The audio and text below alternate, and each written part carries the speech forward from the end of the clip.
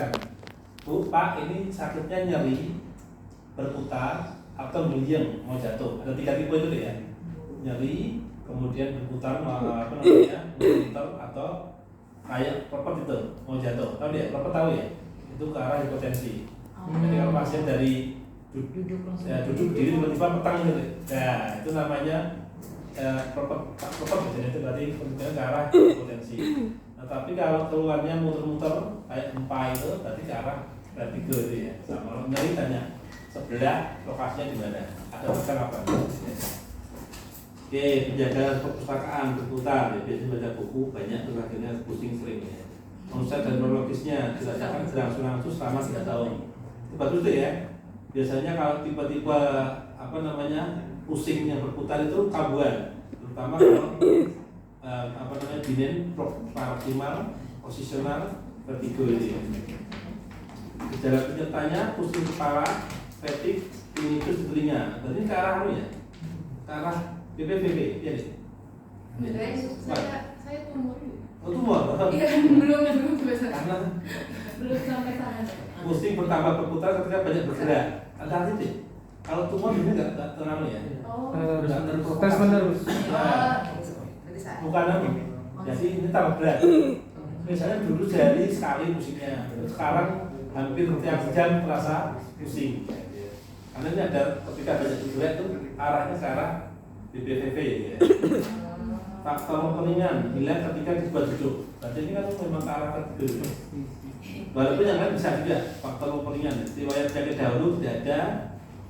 Riwayat penyakit keluarga seperti DM, hipertensi, asma, sangkal, makan teratur, olahraga, kadang-kadang merokok tidak ada, alergi tidak ada indikasi paparan ke sana ya.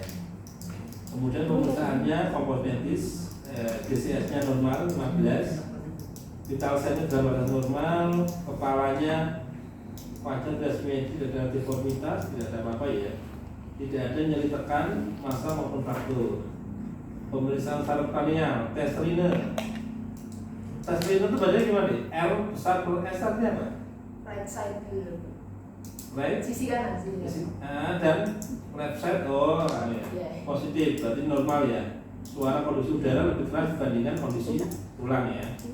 Oke, tes Weber ada lateralisasi ke arah yang sehat. Oke, berarti ini yang ditaruh di dahi itu ya?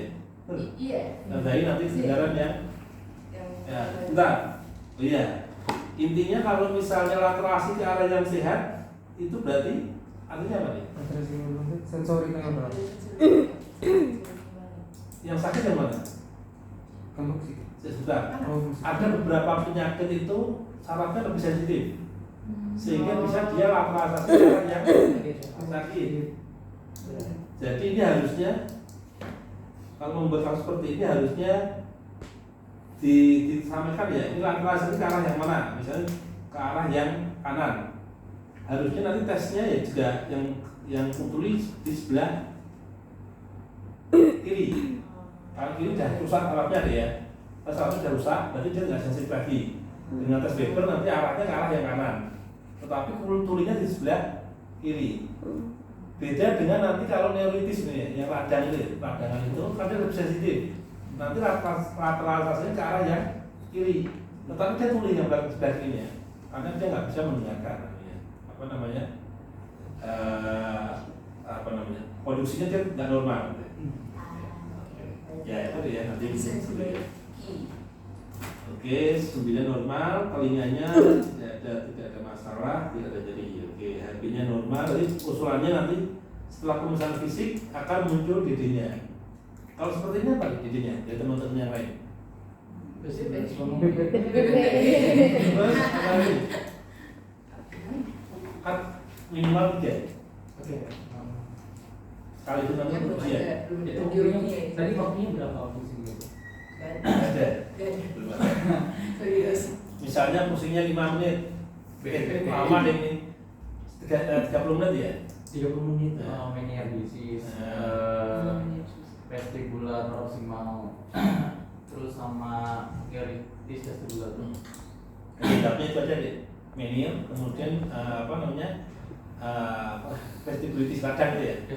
Neuritis di vestibular ya. Oke, kemudian intinya BPPT harus masuk. Kemudian yang itu masuk juga.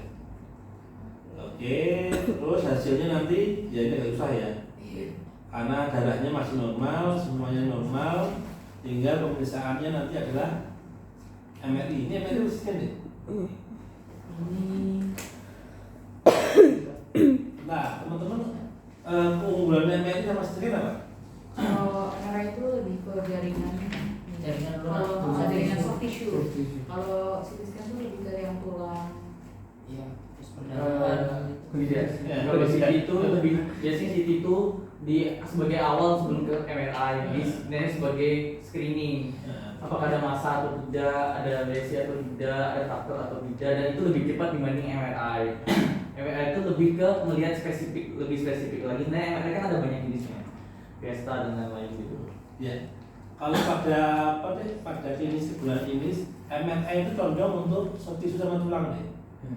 Semua organ-organ yang ada kelainan soft tissue sama tulang butuh yang lebih detail itu pakainya MRI. Sedangkan selain itu biasanya pakainya CT scan otak, hepat, ginjal itu lebih pakai yang CT scan lebih jelas.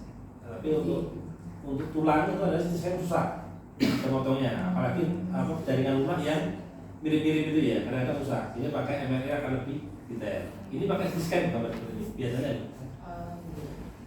Terus CT scan juga ada dua deh ya. Ada dengan kontras sama kontras. Ya, yang paling enak dengan kontras dulu ya, karena dia bisa untuk mengingat apa nih. Fungsi kontras beri buat apa? Bertajam dari cahaya. Sudah sensasi. Sama untuk melihat vaskularisasi. Semakin banyak dia vaskularnya, berarti dia akan semakin banyak menjalan kontrasnya. Jadi kalau ada, tapi beda-beda ya. Jadi kalau ada misalnya lesi yang padat, kemudian kontrasnya menjalan banyak, ya kemungkinan suatu ganasan. Tapi kalau lesi sama juga lesi yang misalnya bedanya antara abses dengan nekrosis dari tumor itu ya sama. Kalau abses biasanya dia ukuran pembuluh darahnya terlalu banyak, tapi begitu dengan tumor dia akan lebih banyak. Ya. Oke, DD-nya akustik neuroma. Wah, neuroma berarti tumor di selaput saraf ya. Iya. Oke, DD trigeminal neuroma, lipoma sama vertigo. Oke, berarti tata laksananya dikasih paracetamol cukup deh. Tidak cukup. Nah, Saya belum nyari. apa deh? Biasanya kalau seperti ini kasih apa? Kasih. Kalau saya kasih opioid. Oke, itu tadi deh. Oh iya, Ini iya. pusing. Betis. Langsung operasi. Kalau itu Udah itu nanti. Langsung saya operasi. rujuk ke Beda auto Langsung operasi. Langsung operasi. Saya beda saraf untuk beda saraf ambil benak. Oke, tata laksananya ada rambutnya lucu deh ya. Lucu, kemudian kalau ada keluhan pusing ya boleh kasih paracetamol, tapi pasti dia akan banyak rambutnya beda kerjanya ya. Observasi, jadi kalau seperti ini nanti lucu. Kalian ada sudah dapat merujuk? Oh belum Dari merujuk, belum ya. Kalau seperti itu mati suruh nanti buat surat rujukan. Oh no. Kalau saya sudah 7. 6 atau Siap. Rujuk. dokter spesialis lanjutannya. Spesialis apa ya? Yang penting spesialis gitu ya. Yes, contohnya ya. Kalau merujuk tadi ya, ketika pasien kalau teman-teman mau merujuk, misalnya kasus demam berdarah, itu merujuknya kemana nih? Penyakit darah. SPPD ya. Iya, yang dalam. Everything. Ya, ada lain. Penyakit dalam atau kalau DBD-nya dia pada anak Penyakit itu dalam. ke anak. Tergantung dia adult atau anak. Iya. Ya, Oh iya. anak-anak atau dewasa. Ya, apa ya? Berarti sampai merujuk ke anak-anak. Sampai Ngawur. Masih anak ini anak di bawah 7 tahun. Jadi kalau pada kasus kegawatan, mending teman-teman itu merujuknya ke enggak. dokter apa nih? Emergency. Nah, itu di saja. Iya. Karena teman-teman belum tahu jam pastinya. Kalau sudah merujuk ke SPPD itu bisa jadi masalah, apalagi nama. Sudah menyebut misalnya, oh saya suka sama dokter Wahid gitu. Yang terhormat dokter Wahid. padahal itu bukan jamnya beliau. Hmm. Di telepon tidak bisa, karena kasusnya emergensi.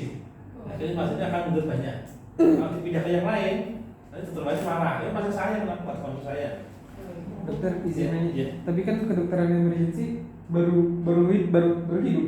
Bukan, langsung dokter jaga IGD. Oh jadi. Oh, Berarti sesi umum dong. Nah, betul umum. Nah, jangan lupa teman-teman. Ini mau taruh misalnya kasus apa namanya gangguan kesadaran namanya. Ini masalahnya ke arah saraf, penyakit dalam atau itu lebih enak.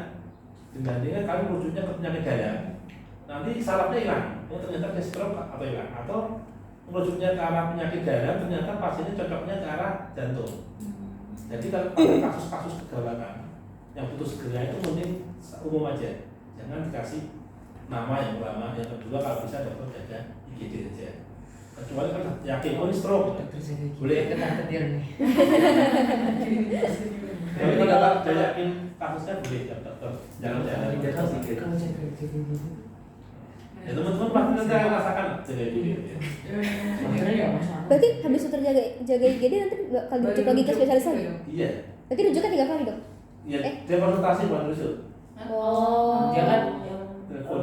Dia langsung open lagi. ngurus-ngurusin yang emergensinya terus Nah. dia rujuk lagi. Oh. Jadi, Paham. lebih enak seperti itu daripada